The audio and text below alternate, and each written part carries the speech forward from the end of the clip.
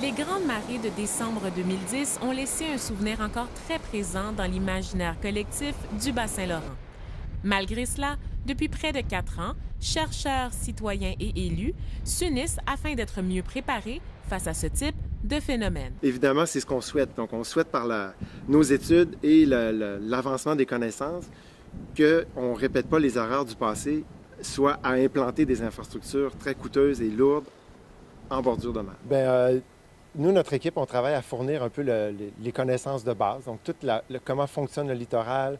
On essaie de projeter l'évolution de la côte. Donc, on regarde comment ça a évolué dans le passé. On essaie de projeter des marges où devrait être, selon toute connaissance, la côte dans 10 ans, dans 20 ans, dans 50 ans. Du côté de Sainte-Flavie, une municipalité durement touchée par les grandes marées, on mise sur la participation citoyenne afin d'alimenter des groupes de réflexion pour mieux outiller les citoyens. Mais je pense qu'il faut le voir un peu plus global maintenant. Qu'est-ce que, comme communauté, on pourrait faire si ça arrivait dans les faits, là, plutôt qu'un plus un plus un, de se mettre ensemble? C'est sûr qu'on n'évitera jamais les catastrophes ou les problèmes ou des grandes marées.